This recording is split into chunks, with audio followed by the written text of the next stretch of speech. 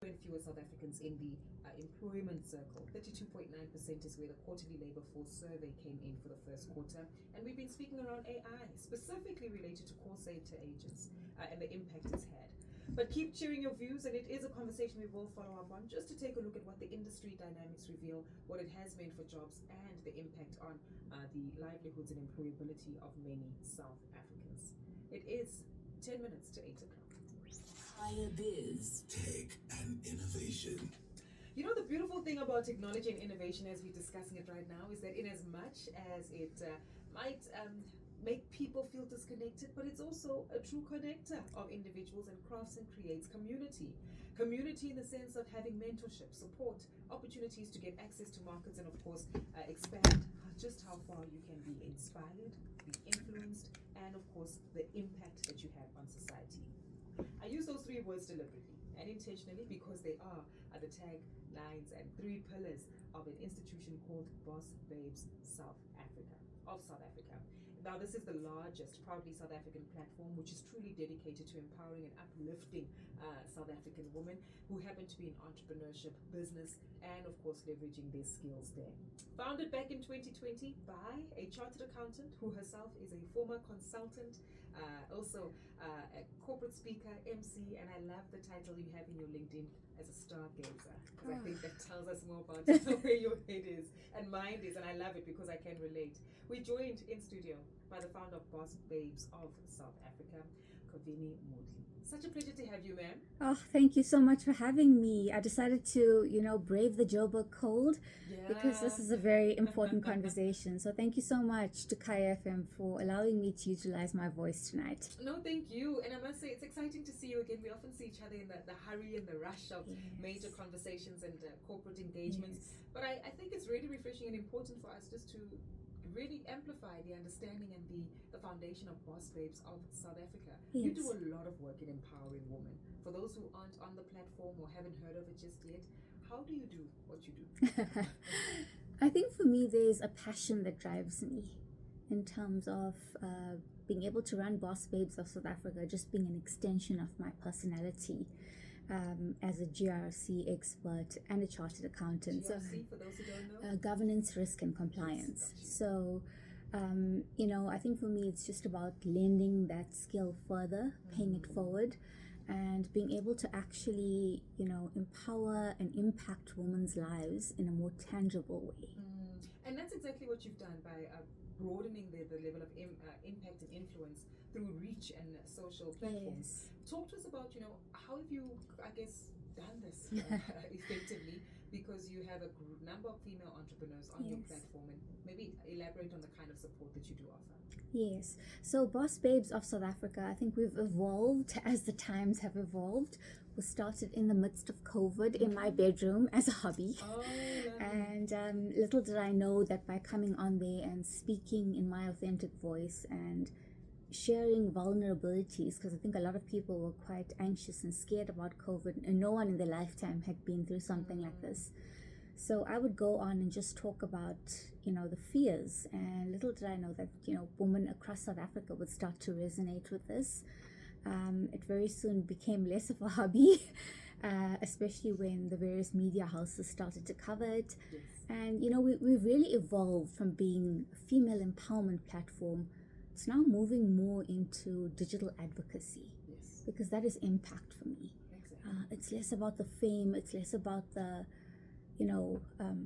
videos, which I think we all post, but for me it's really about that impact that drives me at a soul level to want to do more with my time. Yeah. And let's talk about that impact, because you've grown, as you say, since 2020. If I'm not mistaken, your followers are in the millions. No, not the millions, but 100,000, but the reach certainly in millions. Got you. Yes. And let's talk about that, because those who are on your database, obviously there's a number of data and insight that you're able to extract in terms of the challenges female entrepreneurs do face, connecting them with the right support structures.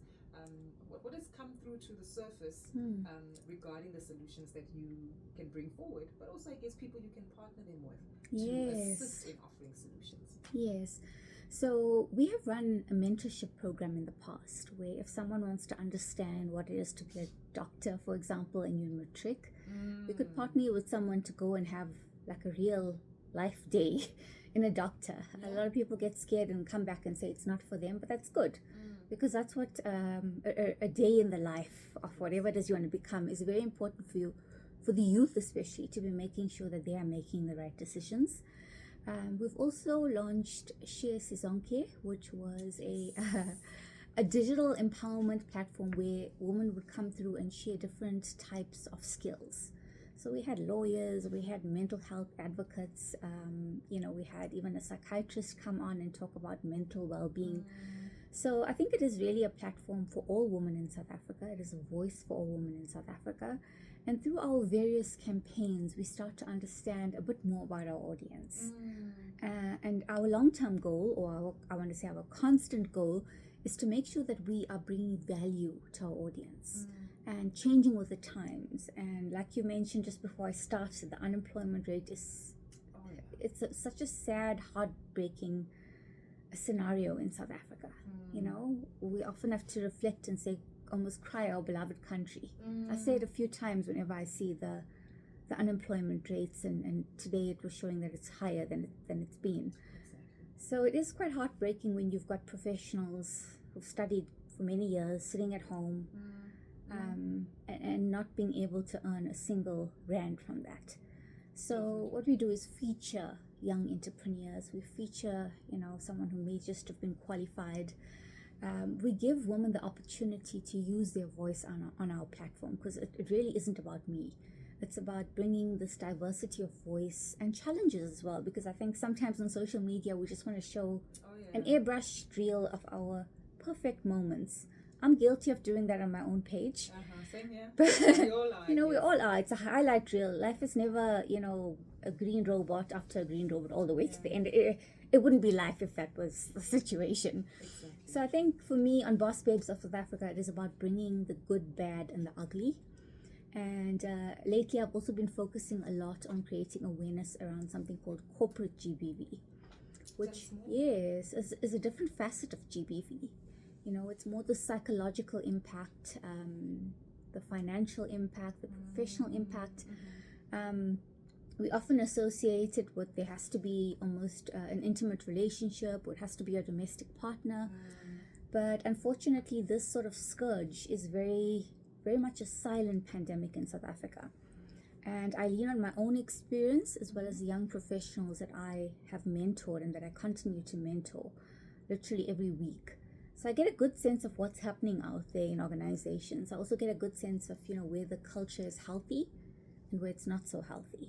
So I think it's very important for us as well to start to use digital empowerment platforms to actually talk about the challenges that some women are still facing today behind pretty buildings. Yeah, that's true, and amazing titles and the That's power it. suits that we wear. There's a lot of pressure that does unfold in the background. Yes. And maybe, Kavini, this is an appropriate time for us to, deep dive into, people who are keen to get involved, whether it's Share Sizonke and they want to share their skills and help impart them onto someone else, or bringing attention to themes like corporate GBV. How do they support? How do they partner? How do they get on board? How do they share their story? The best thing is to send us a DM. We get lots of DMs a day, but luckily I've got 3 great young social media managers that keep everything, rolling, and a well-oiled machine. They're still learning, but at the same time, that's my way of creating employment for them. And all you need to do is well done. Thank You need you. ones for that small in there. I receive.